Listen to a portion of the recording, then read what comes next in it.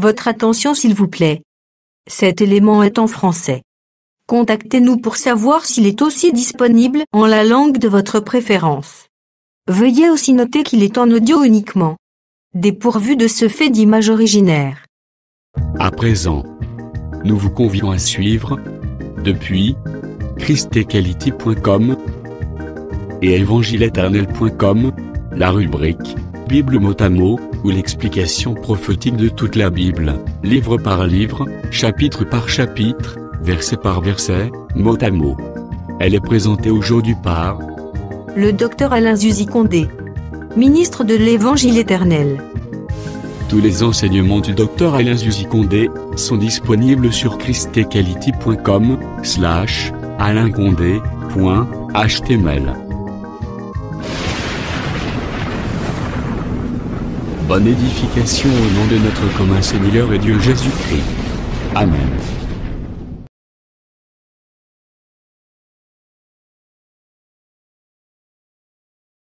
Nous sommes dans la Bible mot à mot et par la grâce de Dieu, nous allons toucher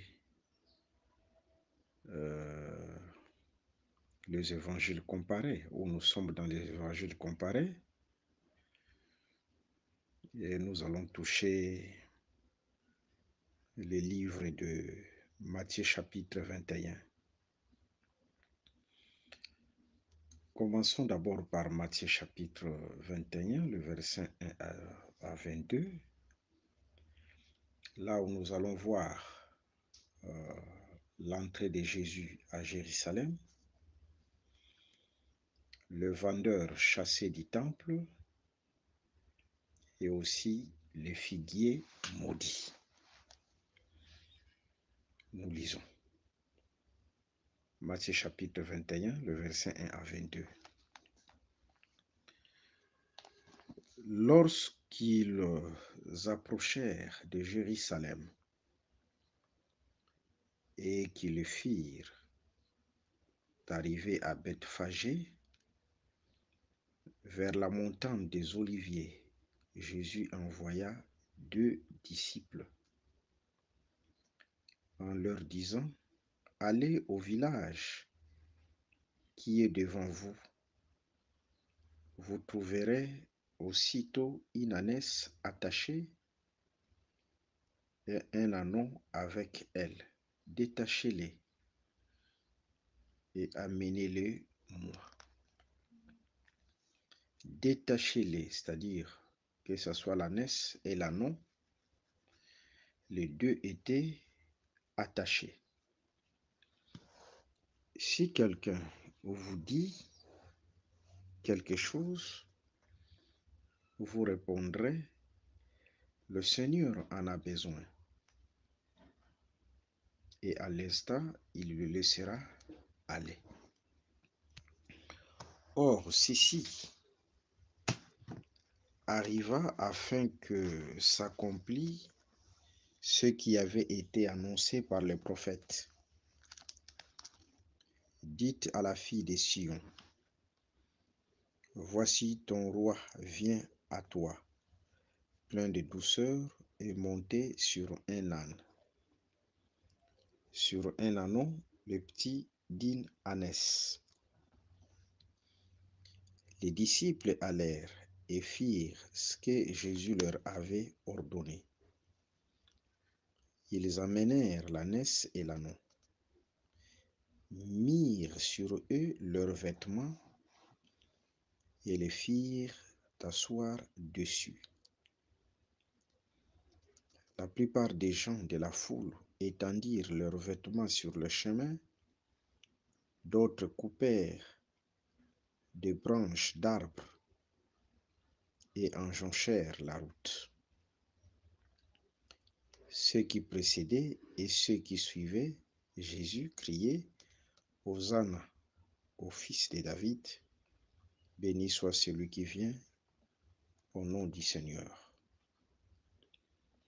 Hosanna dans les lieux très hauts. Que le Seigneur Jésus-Christ soit loué. parlons d'abord sur l'entrée de Jésus à Jérusalem. Et après, nous toucherons le vendeur chassé du temple. Et enfin, on dira un mot sur le figuier maudit. Remarquez, il y avait une ânesse et son petit, c'est-à-dire un ânon qui était attaché. Et Jésus enverra 2 de ses disciples pour détacher l'ânesse et l'ânon. Les disciples ont accompli leur mission. Ils ont accompli leur mission. Ils ont fait ce que le maître leur a donné comme mission. Ils ont délié et détaché, ils ont détaché l'ânesse et l'ânon et les ont amenés vers Jésus.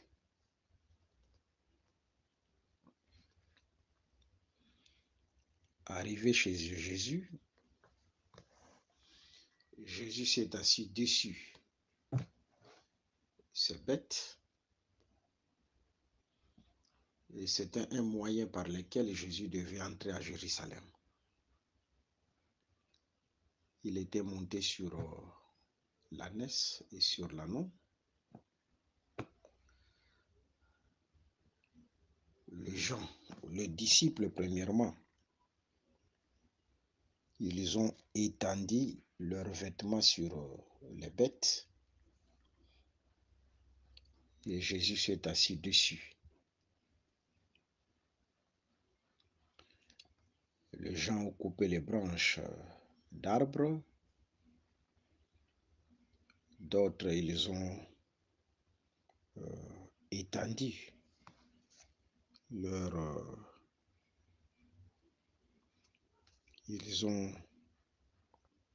ils jonchèrent la route de branches et ils étendirent aussi leurs vêtements sur le chemin. Et Jésus passait, monté sur l'ânesse. C'est ça la lecture, ce que nous venons de lire.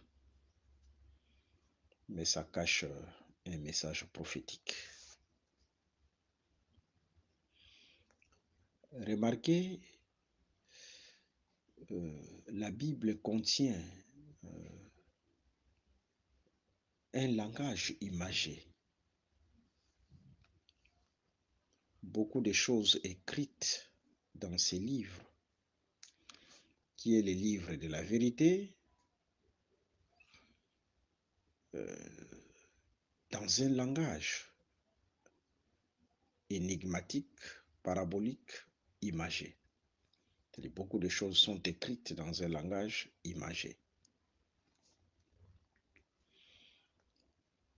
Concernant cette scène,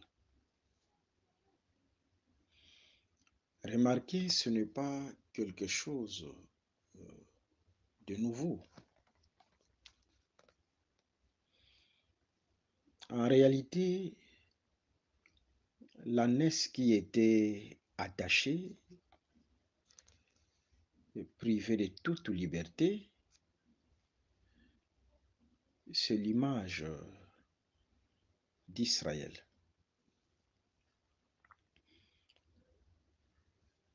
C'est comme Israël qui était en Égypte. Israël est en Égypte, c'est l'image de cette ânesse-là qui était attachée et privée de tout mouvement.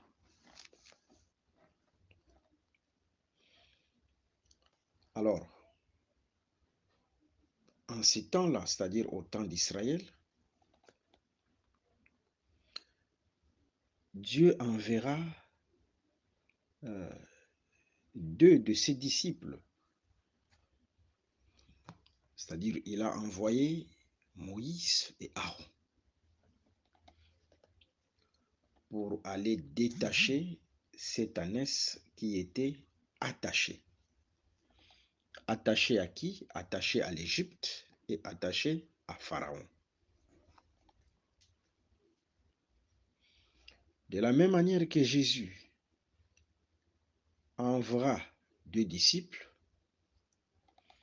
dans l'ombre, Dieu a envoyé aussi deux de ses disciples, deux hommes, deux prophètes, Moïse et Aaron. Ils sont allés, ils ont détaché cette ânesse de Pharaon et de l'Égypte. Et Israël comme ânesse est devenu la monture de Dieu.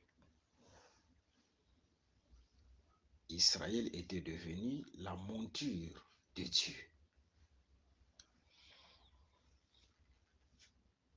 Que le Seigneur Jésus-Christ vous bénisse. Nous tirons une instruction là-dessus. Lorsque Dieu délivre quelqu'un de l'esclavagisme du péché, de l'esclavagisme du diable, l'objectif est que cette personne devienne sa monture. C'est ce que le Seigneur vise. Et que cette personne soit sous son contrôle, devienne sa monture. Mais regardons,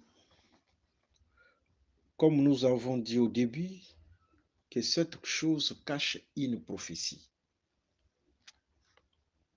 C'est un message prophétique.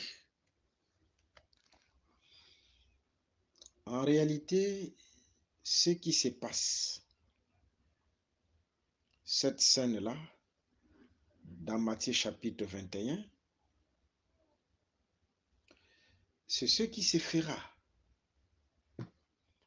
ce qui viendra dans le futur. Les deux disciples envoyés par Jésus,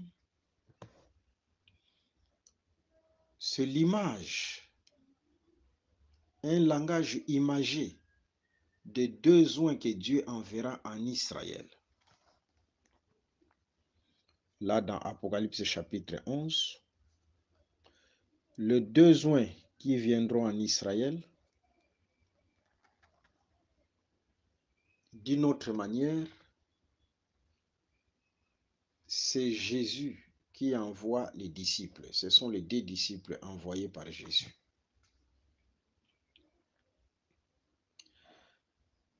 Lorsque Dieu enverra les deux oins, l'objectif sera de libérer Israël qui sera dans les alliances humaines, attaché aux hommes, attaché aux alliances humaines. En ce temps-là, Israël sera attaché aux alliances humaines. Et les deux oins viendront détacher Israël des alliances humaines. Et lorsque celui-ci sera détaché, il deviendra la monture de Dieu. Il deviendra la monture de Dieu. L'entrée de Jésus à Jérusalem, c'est l'image du règne millénaire. C'est pourquoi dans les Saintes Écritures, dans le livre de la vérité, Apocalypse chapitre 21, Apocalypse chapitre 22, on nous parle de la nouvelle Jérusalem. Jésus régnera sur la terre. Mais Jésus ne va pas régner seul. Jésus régnera avec un peuple que lui-même délivrera. Un peuple qui le délivrera. Comme l'Église aussi, c'est un peuple que Dieu a délivré. L'Église est constituée des hommes et des femmes qui étaient attachés au péché, qui étaient attachés au diable. Mais Jésus les a détachés, comme il a fait avec l'âne. Il les a détachés à travers ses serviteurs. Et sur le plan prophétique, Israël qui sera lié, attaché dans les alliances humaines, le Seigneur enverra le besoin pour détacher Israël. Tous ces gens-là qui sont la monture de Jésus, qui sont devenus montures de Jésus, régneront avec Jésus dans les règnes millénaires. Vous voyez? Le fait que Jésus s'assoit sur l'ânesse, l'ânesse participe directement à la gloire de Jésus. En d'autres termes, lorsque Jésus prend place en toi, Jésus s'assoit dans ta vie, tu participeras à la gloire de Jésus. Tu participeras à la gloire de Jésus. Et sur le plan prophétique, nous régnerons avec Jésus dans les règnes millénaires parce que lui, il a pris place en nous. Nous sommes devenus sa monture. Mais pour les deux disciples envoyés, sont l'image où ils représentent la représentation de deux oins qui seront envoyés en Israël pour la libération de ce peuple.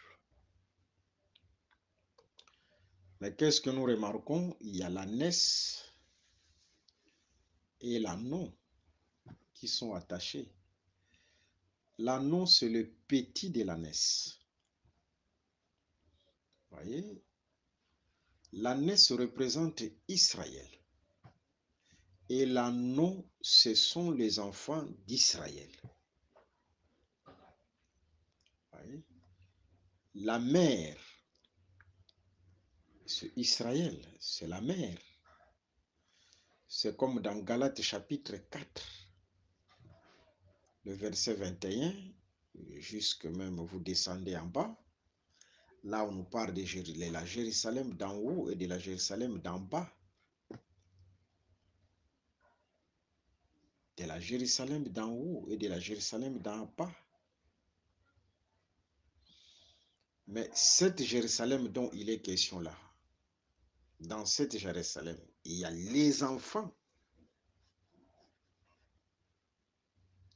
Cette Jérusalem-là, par exemple, je prends la Jérusalem d'en haut qui représente l'Église. Mais dans l'Église, il y a des hommes, ceux qui constituent l'Église.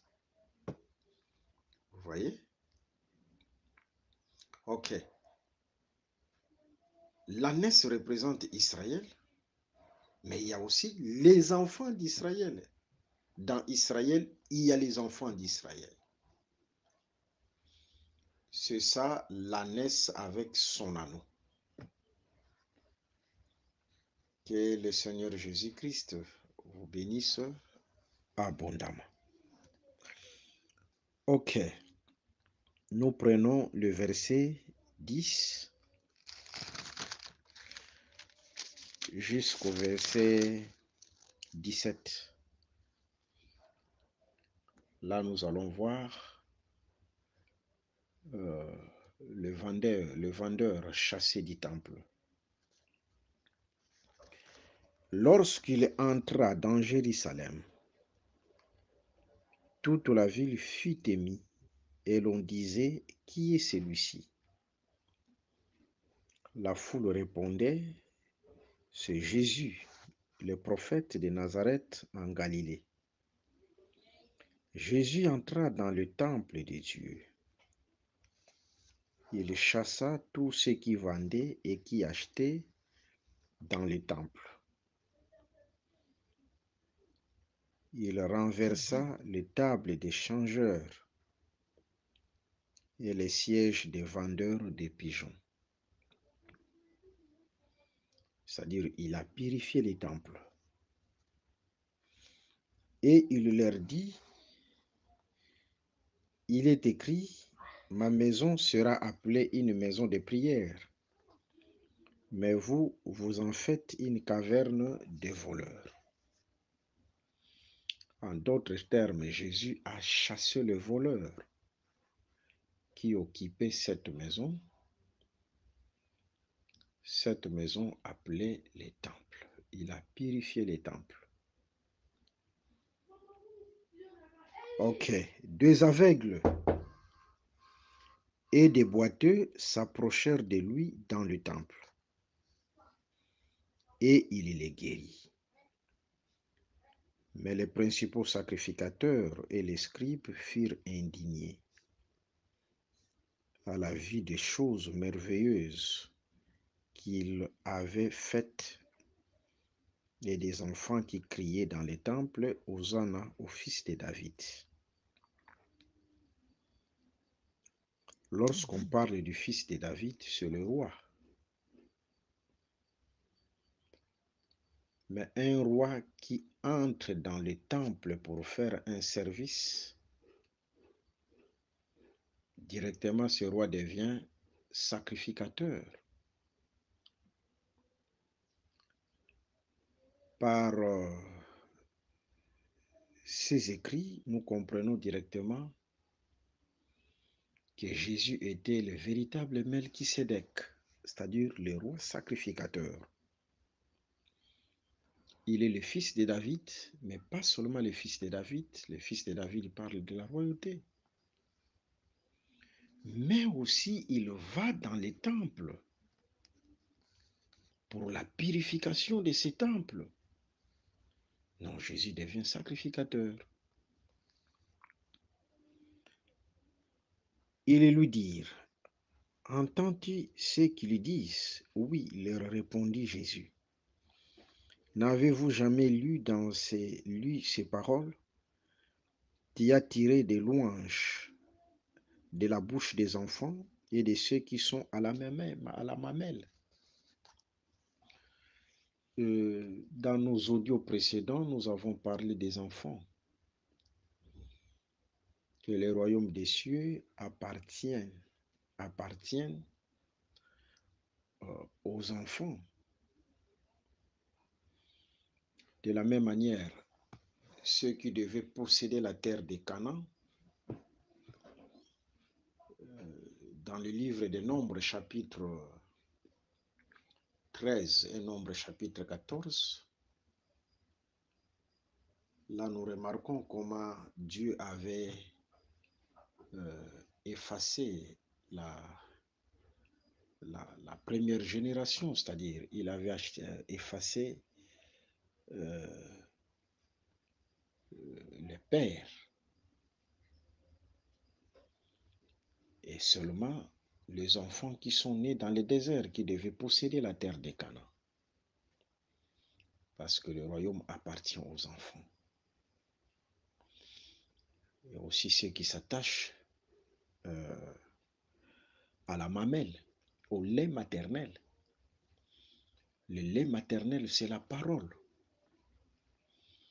Et ceux qui s'attachent au lait maternel, ceux qui s'attachent à la parole, qui sont devenus des enfants, qui se laissent entraîner par la parole, ce sont ceux-là qui glorifient le Seigneur. Et les ayant laissés, il est sorti de la ville pour aller à Béthanie, où il passa la nuit. Ok. Jésus se trouva à Jérusalem. Mais la première des choses, il va se diriger au temple. Et là, au temple, il avait vu des vendeurs, des pigeons, des changeurs de monnaie.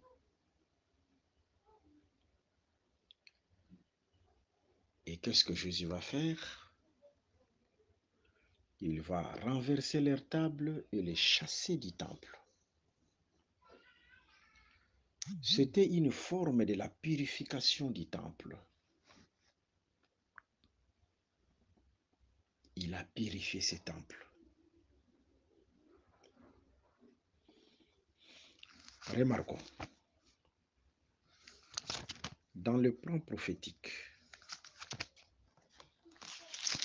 je suis dans le livre de l'Apocalypse, chapitre 11. Apocalypse chapitre 11, le verset 1. On me donna un roseau semblable à une verge en disant, lève-toi et mesure le temple de Dieu, l'autel et ceux qui adorent. Mais le parvis extérieur du temple, laisse-les en dehors et ne les mesure pas, car il a été donné aux nations, et elles fouleront aux pieds la ville sainte pendant 42 mois. Dans le livre d'Ézéchiel, vous commencez par Ézéchiel chapitre 40, vous montez tous ces chapitres-là.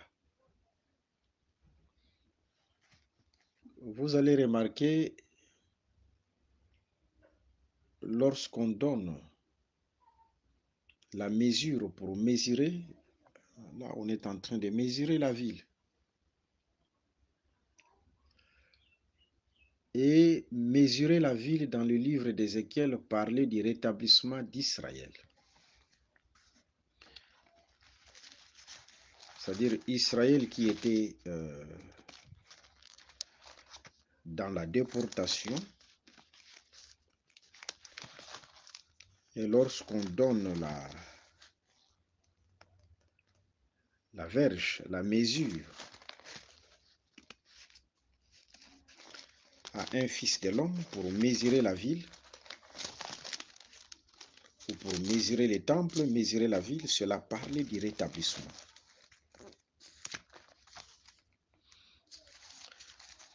Dans Apocalypse chapitre 11, il y a une partie du temple qui est mesurée. Mais une autre partie, l'Écriture précise, le parvis extérieur ne le mesure pas. Pourquoi? Parce que ce parvis a été donné aux nations et les nations fouleront cette partie du temple pendant 3 ans et demi. Mesurer veut dire rétablir. Ne pas mesurer, c'est-à-dire dominer. Dominer. Cette partie-là du temple qui sera mesurée, c'est la partie d'Israël qui sera rétablie, c'est-à-dire qui va croire au message de besoin. Mais l'autre partie qui ne sera pas mesurée, c'est une partie d'Israël aussi qui sera foulée aux pieds par la bête, par les nations. Mais ce que je voulais juste dire par rapport à ces écritures, dans Apocalypse chapitre 11, le temple parle d'Israël, parle du peuple. Ce temple dont il est question là, c'est le peuple, parce que le parvis extérieur qui sera foulé aux pieds, c'est une partie d'Israël qui sera foulée, dominée par les nations. Les temples, ça parle du peuple. Jésus qui entre dans les temples et qui devait purifier les temples, chasser le vendeur, le changeur.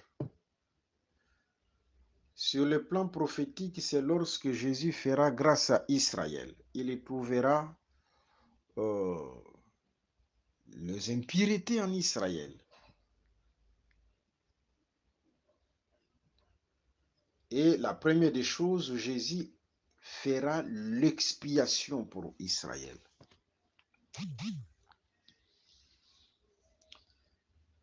Jésus qui chasse le vendeur, ça se fera aussi à la bataille d'Armageddon lorsqu'il chassera les nations qui fouleront Israël aux pieds.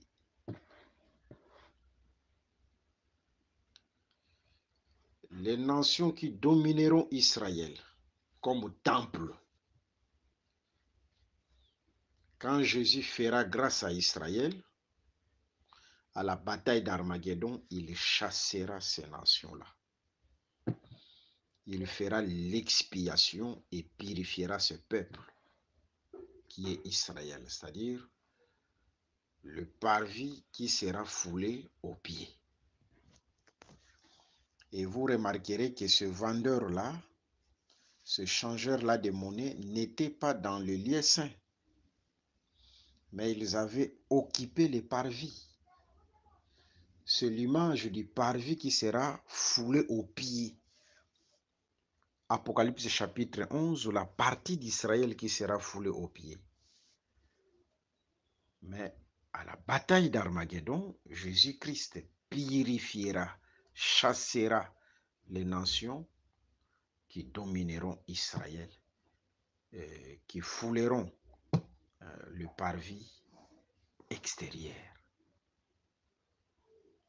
Et Jésus le chassera, fera l'expiation de ce parvis extérieur qui sera foulé aux pieds. Que le Seigneur Jésus-Christ vous bénisse, c'est-à-dire la partie d'Israël. Ok. Revenons continuons dans Matthieu chapitre 21. Maintenant, nous allons prendre le figuier maudit. Matthieu chapitre 21, le verset 18 jusqu'au verset 22. Lorsque Jésus entre dans la vie d'une personne, tout ce qu'il trouvera comme désordre, il a pour mission de mettre l'ordre. C'est-à-dire une personne qui marche dans le désordre, comprenez que Jésus n'est pas encore là. Mais lorsque Jésus entre dans ta vie, là où il y avait les désordres, il met l'ordre. Matthieu chapitre 21, le verset 18 à 22, le figuier maudit. Le matin, en retournant à la ville, il eut faim. Voyant un figuier sur le chemin, il s'en approcha, mais il n'y trouva que de feuilles, et il lui dit que jamais fruit ne naisse de toi. Et à l'instant, le figuier sécha. Si vous prenez Marc chapitre 11, le verset 12 à 14, là vous remarquerez que ce n'était même pas les temps ou la saison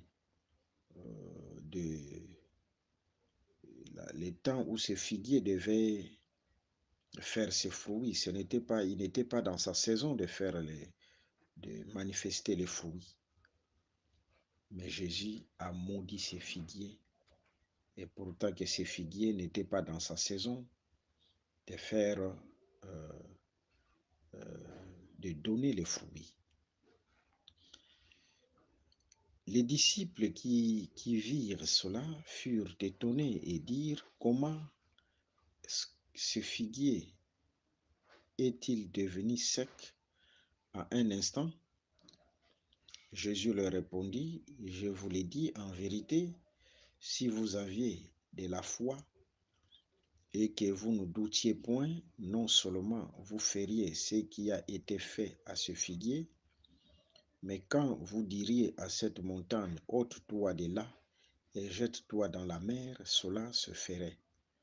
Tout ce que vous demanderez avec foi par la prière, vous les recevrez. Amen. Ok, nous devons avoir la foi. D'ailleurs, dans Hébreux chapitre 11, le verset 1 à 3, on définit la foi comme la ferme assurance des choses qu'on espère, une démonstration de celles qu'on ne voit pas. La foi amène à l'existence ce qui n'existait pas. Vous voyez, dans la foi, il y a la ferme assurance des choses qu'on espère. C'est comme Josué et Caleb dans le livre des Nombres, chapitre 13 et 14. Moïse a envoyé les espions pour espionner les pays des Canaan. À leur retour, arrivés au Kadesh Barnéa, ils étaient au nombre de 12. Les 10 découragèrent le peuple. Ils ont découragé le peuple que c'est difficile de posséder ces pays parce que dans ces pays, il y a les fils d'Anak, il y a les géants et ils ont aussi les chars de fer. Vous voyez?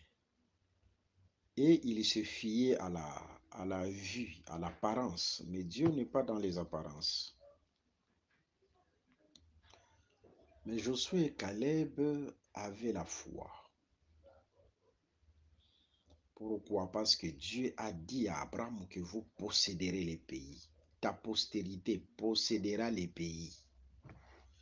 C'est ça la ferme assurance par rapport à ce que Dieu a dit.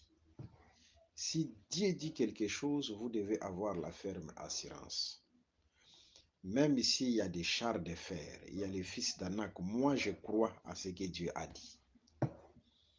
Même s'il y a des montagnes qui se lèvent devant, même s'il y a des maladies, des problèmes, des difficultés, mais je crois à ce que Dieu a dit. C'est ça la ferme assurance. La ferme assurance. On reconnaît une personne qui a la foi quand il y a des épreuves, lorsqu'il y a des combats, c'est lorsqu'il y a du vent. C'est alors qu'on pourra reconnaître que cette personne a la foi. Et lorsque, au milieu des vents, des combats, cette personne croit à ce que Dieu a dit. Il a la ferme assurance à ce que Dieu a dit, que Dieu ne trompe pas. Ce qu'il a dit se réalisera. Dieu aime de telles personnes. Que le Seigneur Jésus-Christ vous bénisse. Et Jésus avait faim. Il voulait manger. Il voulait manger. En face de lui, il y avait les figuiers. Les feuilles de figuier ont attiré Jésus. Mais lorsque Jésus arriva tout près du figuier, il a découvert que le figuier n'avait pas de fruits. Ce figuier-là, c'est Israël. Ce figuier n'avait pas de fruits. Les fruits, c'est quoi? Dans Luc chapitre 1, le verset 42. C'est Élisabeth qui parle. Le fruit qui est dans ton sein est béni. Le fruit, c'est le Fils. Le fruit, c'est Jésus qui était dans le ventre de Marie. Le véritable fruit, le bon fruit, c'est Jésus. C'est Jésus. Vous savez, dans Ésaïe chapitre 5, le verset 1 à 10, on protège l'arbre. L'arbre est protégé lorsque on trouve dans cet arbre le bon fruit. S'il y a le bon fruit dans l'arbre, qu'est-ce qu'on fait? On clôture l'arbre. On protège l'arbre à cause du bon fruit. Mais s'il n'y a pas de bon fruit, l'arbre sera foulé aux pieds par de bêtes féroces. L'arbre ne sera pas clôturé. C'est-à-dire, c'est le bon fruit qui fait que l'arbre soit protégé, soit clôturé. Ésaïe chapitre 5, le verset 1 à 10.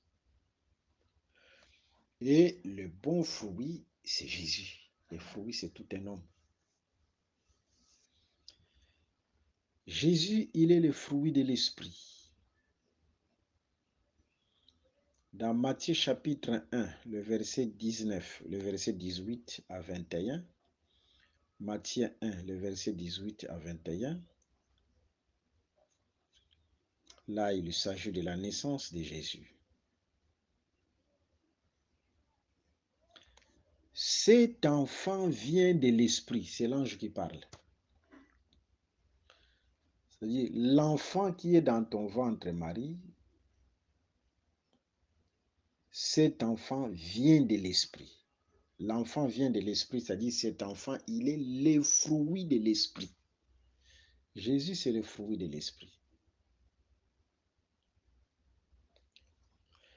C'est pourquoi si vous allez dans Galates chapitre 5, le verset 17 jusqu'au verset 23, on nous parle du fruit de l'esprit au singulier. Il n'y a pas beaucoup de fruits de l'esprit. Il y a un seul fruit de l'esprit. Et le fruit de l'esprit, c'est Jésus. Mais dans ces fruits de l'esprit qui est Jésus, il y a l'amour, il y a la paix, il y a la joie, il y a la bénignité, etc. Toutes ces choses-là, c'est dans ce fruit-là, le seul fruit de l'esprit qui est Jésus. C'est-à-dire, si vous avez Jésus-Christ dans votre vie, vous devez manifester l'amour, vous devez manifester la bonté, vous devez manifester la miséricorde, vous devez avoir l'esprit du pardon. Si vous avez Jésus en vous, vous avez toutes ces choses-là. Que le Seigneur Jésus-Christ vous bénisse. Ok. Et les fruits que devait porter l'arbre en réalité, l'arbre comme Israël, c'était Jésus. Dans Matthieu chapitre 3, le verset 10, la cognée est mise à la racine des arbres. Tout arbre qui ne produit pas de bons fruits sera coupé et jeté au feu. Les bons fruits dont il est question là, porter les bons fruits, c'est croire en Jésus. Mais Israël n'a pas cru en Jésus. C'est lui l'arbre qui n'a pas voulu porter le fruit, les bons fruits. Et comme conséquence, l'arbre était maudit, les figuiers étaient maudits. Mais ce n'était pas sa saison. Pourquoi on dit que ce n'était pas son temps de donner les fruits? Parce que lorsque, après la mort de Jésus à la croix, sur le plan prophétique, c'est l'Église d'abord qui devait entrer. Nous sommes entrés. Nous sommes entrés. Je vois encore lorsque Joseph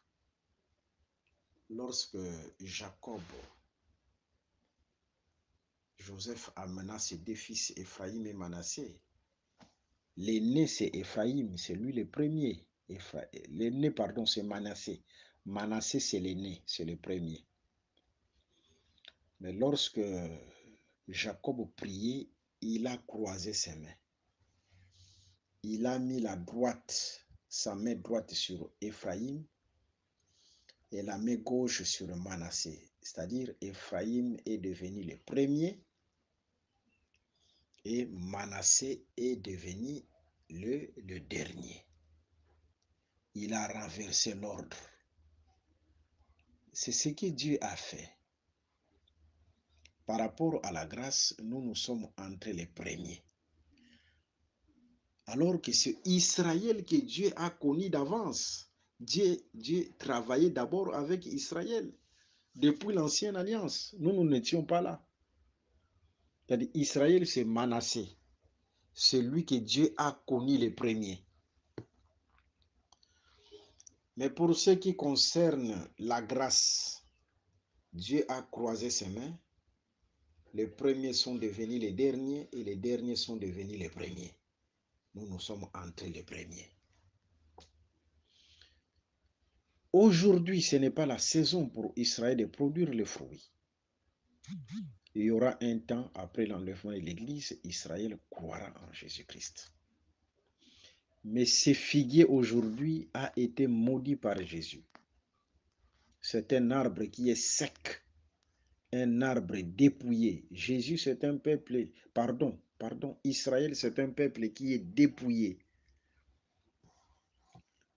Dépouillé, un peuple qui est sec aujourd'hui.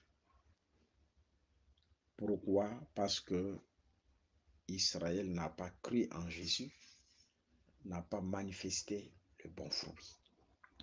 C'est-à-dire le figuier maudit dont il est question là, c'est Israël. Mais nous avons le bon fruit qui est Jésus-Christ. Nous avons cru en Jésus. Que le Seigneur Jésus-Christ vous bénisse. Je rappelle mes numéros, mes coordonnées pour tous ceux qui ont des questions, des préoccupations, même les sujets de prière, plus 243 81 28 55 419, plus 243 89 444 52 77. Que Dieu vous bénisse. Merci d'avoir suivi ce message et que Jésus-Christ vous bénisse. Si vous avez une question à l'intention de l'homme de Dieu, si vous voulez que l'homme de Dieu prie pour vous, si vous voulez vous confier à l'homme de Dieu, ou si vous voulez tout simplement bénir l'homme de Dieu, contactez-le directement si ses coordonnées sont disponibles depuis sa page. Sinon, contactez-nous et nous lui transmettrons vos préoccupations. N'oubliez pas de faire un tour à notre page évangélisation pour voir en quoi vous pouvez vous rendre utile à Christ par cette œuvre. Que Dieu vous bénisse tous. Amen. ChristQuality.com. Les cieux en un clic de la souris. Évangile-éternel.com, le site de l'Évangile éternel. Christ et Quality Fondation, équilibrer la manne ramassée dans le désert de sorte que chacun ait un maire. Branchez-vous sur ChristEquality.com ou sur évangile-éternel.com et vous attendra au rendez-vous. La radio mondiale évangile-éternel.com, enseignement non-stop. La télé prophétique, évangile-éternel.com TV. Enseignement quantique et documentaire biblique. L'église virtuelle, assemblée et culte de prière des saints, en ligne et en direct. La rubrique Pasteur et thème. Retrouvez tous les ministres de l'Évangile éternel, en vidéo, audio et texte. La rubrique Bible révélée, explication prophétique de la Bible, mot à mot. La rubrique Questions et réponses, expose les réponses des ministres à vos questions difficiles et compliquées. La rubrique Prophétie et actualité, décrypte pour vous, l'actualité, en rapport avec les prophéties bibliques. La rubrique Aréopage, ouvre à tous, et sans censure, le libre débat et exposition contradictoire. Évangile-éternel.com démystifie au moyen de l'enseignement, des erreurs, des fausses religions, églises, doctrines et philosophies. Nos enseignements confrontent l'apostasie et les idées préconçues pour vous attacher à la saine doctrine. Vous y trouverez de l'exhortation, du réconfort spirituel et de l'incitation à vous sanctifier. Sur évangile-éternel.com, sollicitez une requête de prière, et les ministres et plusieurs saints prieront pour vous. Retrouvez des cantiques chantés par des saints et des cantiques instrumentaux. Venez y apprendre d'autres langues à travers la Bible audio multilingue. Les enseignements sont en toutes les langues. évangile-éternel.com, le site de l'Évangile éternel. Motivez-nous en souscrivant à l'une de nos chaînes YouTube, celle de votre préférence linguistique.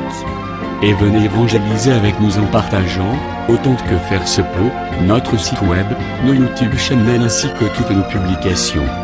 Merci de le faire et que Jésus-Christ notre commun Seigneur et Dieu vous bénisse tous. Amen. christequality.com.